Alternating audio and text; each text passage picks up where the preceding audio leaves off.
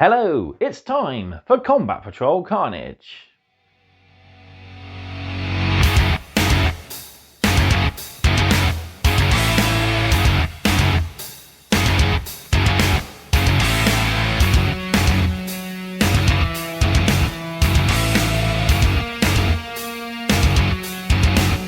So we're back with issue 18. We've got our lore articles. So we learn about a couple of different worlds of the Imperium, Hive Worlds and Death Worlds. We learn about Successor Chapters, and we learn about the effect the Tyranids have on Psychers, known as the Shadow in the Warp. So some really good articles to read, and I like that we're now getting quite a few in each issue as opposed to the odd one or two. Yeah, I'm definitely really liking the fact that we now have 4 to 5 lore articles in most issues, at least the last 2 anyway. So we'll head to the table in just a sec, but before we do, don't forget to do all the usual. Like the video, subscribe to the channel, and drop me a comment down below. I love hearing back from you guys, and it goes a massive way to help the channel as well. Let me know if you are enjoying the videos, and if you have any suggestions on how to do this, continue the series in the future, drop them in the comment section down below. I love hearing back from you, as I said. Finally then, Combat Patrol Carnage is proudly sponsored by warbay.shop, your one-stop supply for all your hobby needs. They have a lovely supply of new and used models for various different armies and game systems. They also stock all your hobby supplies, your gaming aids, and even backstocks of past partworks as well. They're also taking advance orders for Combat Patrol magazines, so if you want some, check the link in the video description down below and grab yourself a few. Right, let's head to the table and read our lore articles.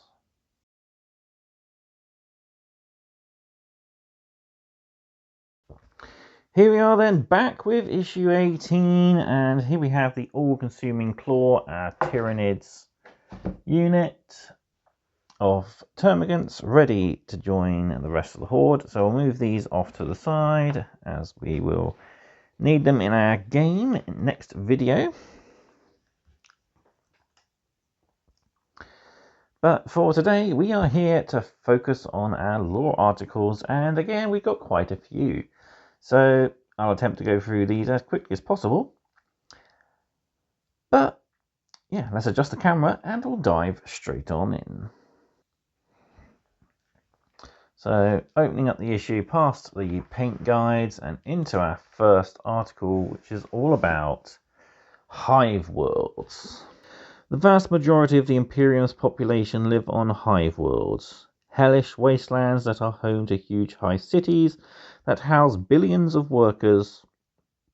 Countless trillions have been born, lived and died knowing no sky but the rusted grating of the hive city above them. The misery of the masses is preferable to the bliss of the individual. Hives are colossal in scale. Each hive world hosts a handful, each huge enough to pierce the clouds. As you can see, a couple of hive cities piercing the clouds, as it says, with Imperial ships in low orbit above the planet. Yeah, really gives you a sense of scale on how big these things actually are. Hive are towering pillars that house billions of individuals. Within each lie vast maze-like cities. At a hive's highest spires, the nobility dwell in enclosed palaces and sealed boulevards. As one descends down the hive, quarters become more cramped within the lower industrial districts. Workers are crammed into tiny habs and must navigate winding corridors on their way to work. Every hive city is a place of danger. Often, the industrial runoff from each has turned the world outside into a toxic wasteland. These dangers are found within, too. Hive cities are often millennia old and home to lost vaults, abandoned sectors, mutated creatures, and more. To live in the lower reaches of a hive city is to live in a jungle of steel, dodging warring gangs, colossal cave-ins, and monstrosities from the depths on your way to your work shift. Law enforcement on these worlds is little more than legalized thuggery, with enforcers acting to ensure productivity is upheld, whatever the cost in human lives. Gang warfare. The lower reaches of high cities are often home to criminal gangs. These sprawling enterprises are large enough to rival nations. Clan gangs frequently control entire industrial sectors, and their overlords organize their enterprises in the spires of the hive above. Low-ranking gangers battle for territory, renown, and hidden technology below. Many Imperial citizens in the Underhive depend not on the Imperium or planetary governor's protection, but whatever local rackets are provided by the criminal gangs. Hive gangers often make fine recruits for the Astra Militarum or even the Space Marines, hardened from a lifetime of violence. The Goliaths of Necromunda are a hive gang of genetically engineered brutes. So you see one of the many different gangs of Necromunda, the Goliaths. So yeah, these guys are huge, hulking, genetically engineered beings. Walk around in crude armor, carrying massive chainswords, shotguns, and various other types of war gear. Cities of a million spires. Hive cities are almost organic in their appearance and development. As the central spire of a hive grows higher, sub-hives rise from its surface. Life in the upper spires of a hive is desirable. The nobles who dwell here benefit from food and water that may only have been recycled a dozen times or so. They even have access to something like natural light and open space, albeit behind armoured glass, for the environment of hive worlds prevents all but the hardy or insane from venturing outside. 100,000 worlds, 100,000 wars.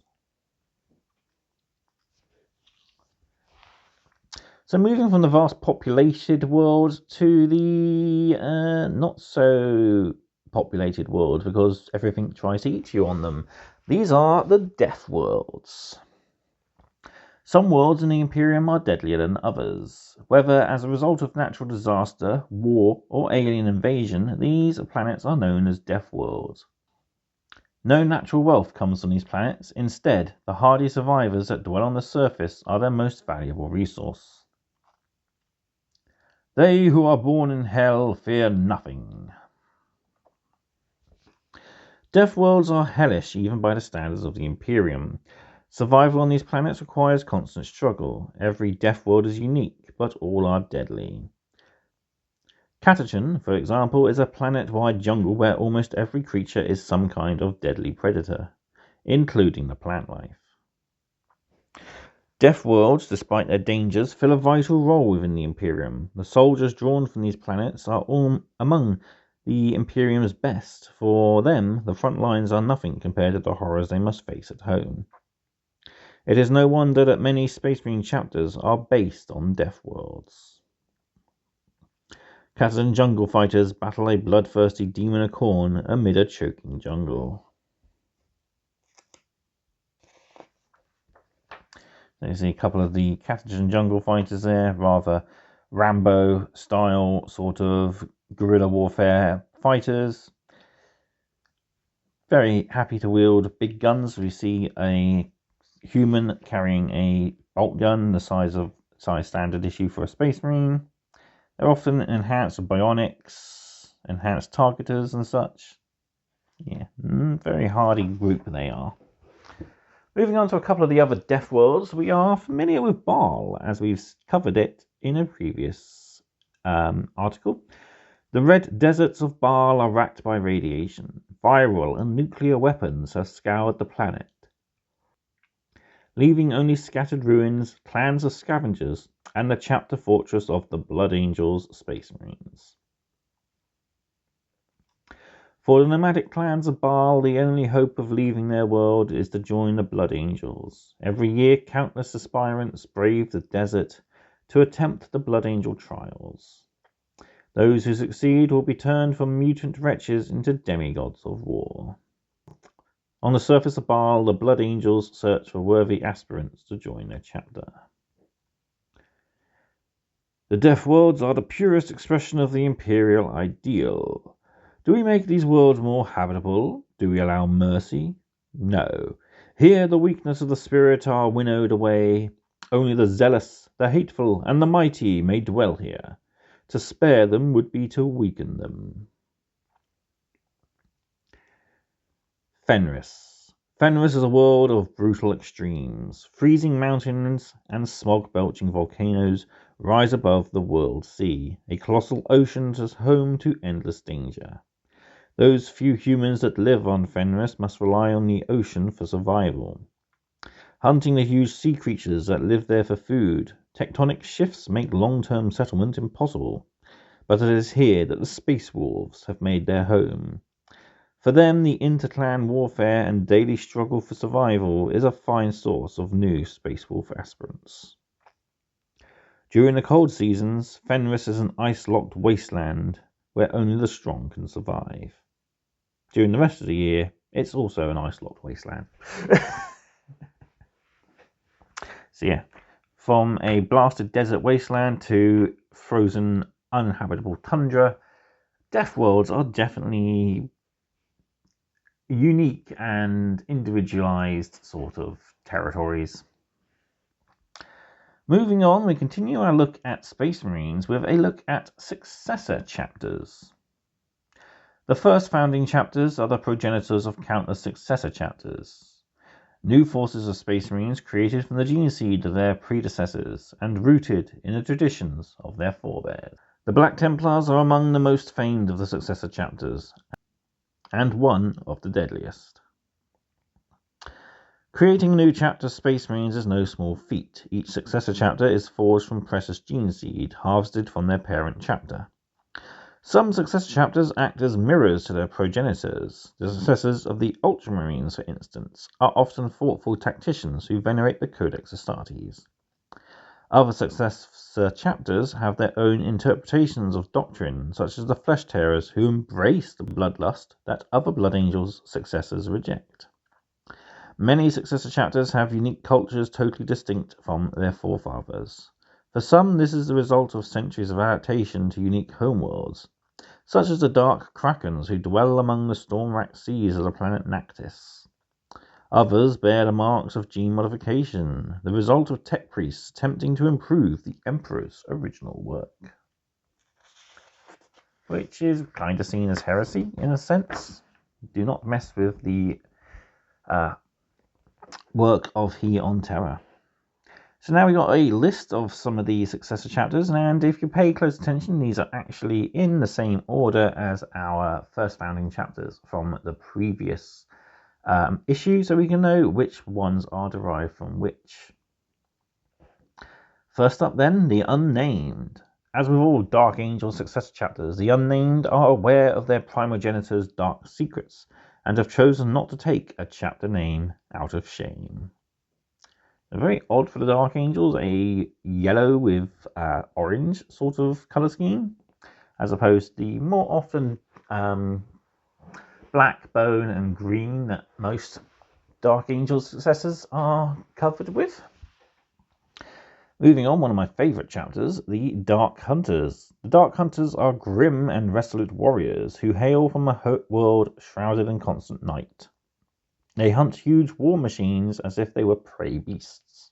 So, derived from the White Scars, the Dark Hunters are clad in midnight blue, follow pretty Codex standard. We see here 4th Company, and their chapter symbol is the double-headed axe, and I would certainly like to perhaps go back and do a small army of these guys at some point in my career. I used to paint them when I first started the hobby. I even free-handed the axe, which took some getting used to the application and method of doing it, but yeah, turned out not too bad for my first freehand. Moving on, we have the Wolf Spear. The Wolf Spear are a rare example of a Space Wolf Successor Chapter. They have inherited their forebears' honour culture and their animal savagery. So the Wolf Spear, a relatively new chapter. I got a transfer sheet of these guys from White Dwarf, which I have probably no intention of ever using. But yeah, Descendants of the Space Wolves, they have a wolf head with 2 spears behind as their chapter symbol, and have a nice pale white grey with black accents sort of colour scheme. Really nice, unique chapter, I think. Moving on, we have the Black Templars. The Black Templars venerate the Emperor with unmatched zeal. Their crusade fleet stalks the stars, always hunting for mutants, aliens, and heretics to cleanse.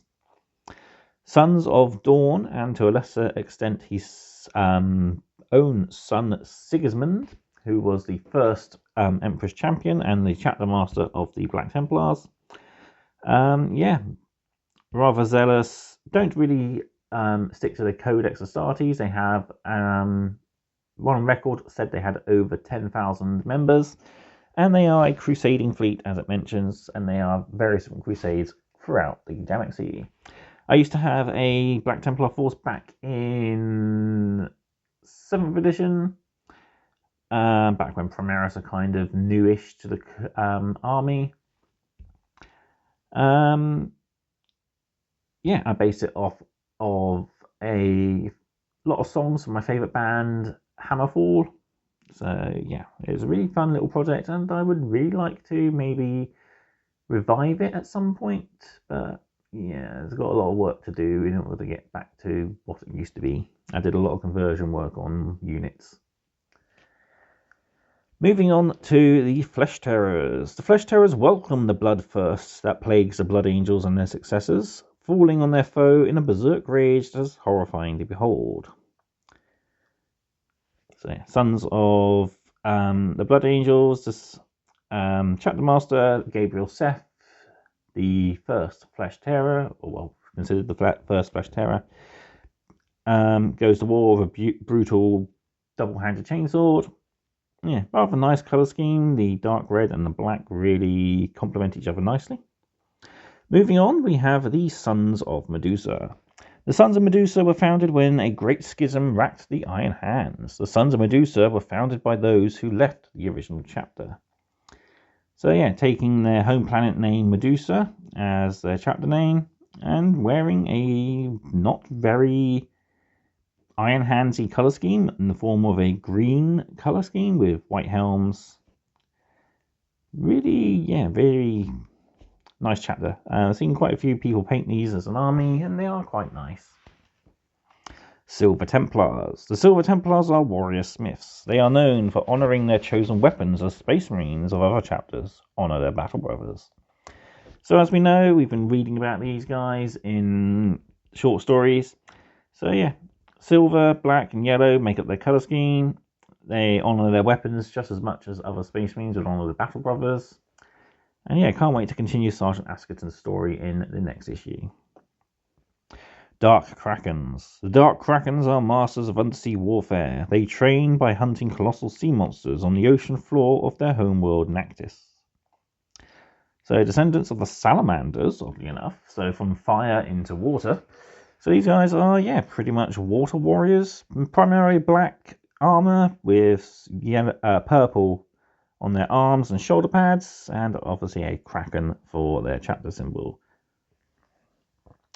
Finally then, we have the Raptors. The Raptors are ruthless and pragmatic. They eschew the glory-seeking of other chapters in favour of practical and efficient battlefield tactics.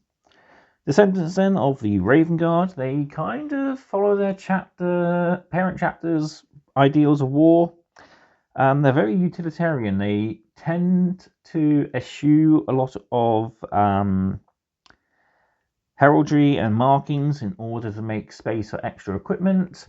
Pete the Wargamer has done a wonderful Raptors project where he's converted every model to have extra pouches and stuff, showing that them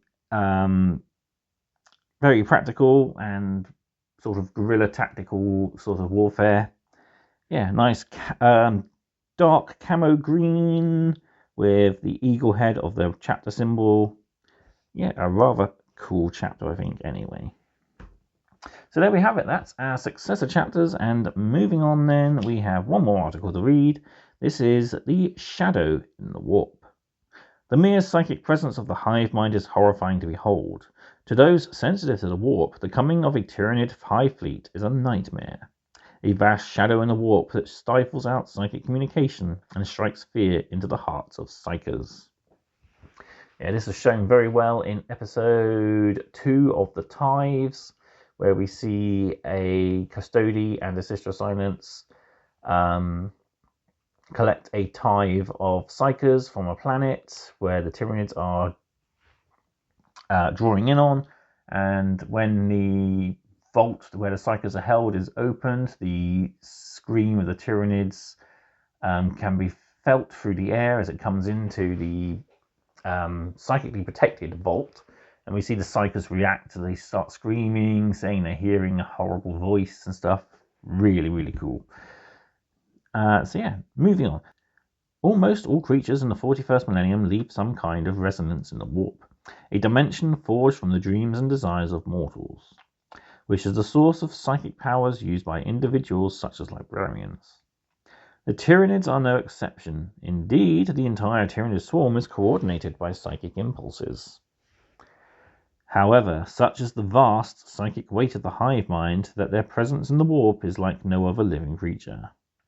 Where a human soul may appear in the warp as a flickering light, the hive mind in the Tyranid swarm is akin to a vast dark flood, a hunger of such size and magnitude that it drowns out all else. This is known by Imperial scholars as the shadow in the warp. True knowledge brings only horror and despair. Tyranid synapse organisms psychically project the shadow in the warp. See zoanthropes, malceptors, the exocene, and the awesome new neurotyrant, as well as his underlings, the neurogaunts. So really cool psychic synapse creatures. As a Tyranid swarm grows closer to a world, psychically sensitive individuals can feel its presence. They may be haunted by strange dreams or find their powers more difficult to use. All are filled with a deep dread, forced to comprehend a fraction of the hive mind's ancient and incomprehensible hunger. The shadow in the warp makes coordinating a defense against almost impossible for the Imperium. Communication between planets within the Imperium is not handled by traditional means, which, over the vast distance of space, would be too slow, but through specialized psychic messengers known as astropaths.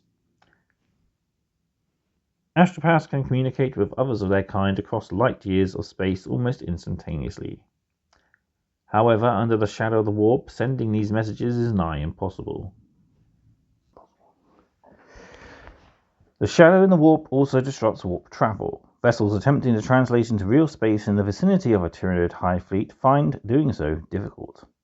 As such, for the wider Imperium, the only sign of a Tyranid invasion is a planet suddenly going dark. By the time help arrives, the Tyranids may have already moved on, leaving only a barren, acid-stained landscape in their wake. Those few psychers able to face the Tyranids in battle find their powers stifled by the horror of the hive mind. Transmission incoming. Intercepted astropathic message. Auto-interpretation active. This is the astropathic vein of... We are the last astropaths on the planet. 4 of our number have died sending this communication. Billions more will perish if you do not heed our message. The are already here. We cannot escape. We believe the other worlds in the system have already fallen. We can feel them scratching in our minds. They want to get in. Oh, throne, they want more than just our flesh, but our very... Please send aid to... Immediately. We believe the Tyranids plan to... Transmission ends. Delete this communication immediately. If it is correct, the planet is doomed. Acting on this will merely harm morale. Inquisitor Bratton Vought. So yeah, nice sign of how a Tyranid invasion can affect the astropathics of a planet. Really cool. As the Tyranid Hive fleet grows closer to a planet, strange phenomena begin to strike the world's inhabitants. The shadow is the closest we can come to comprehending the Tyranids. They have no reason, no desires, no hatred, no love, only alien hunger, so deep as to drive a mortal mad. So there we have it. That's our lore articles all done and we're up to date. Moving up, next we have our datasheet abilities to look at. So I hope you'll join me for that video. Whoops, spoilers. Yeah, up next is our gaming articles. So we have rules to look at and we get to test these out in our latest mission, which sees a small elite Space Marine force tackle a full horde of Tyranids. So I hope you'll join me for that, as I said, and until next time, thank you all very much for watching, and I'll see you on more Combat Patrol Carnage. Goodbye.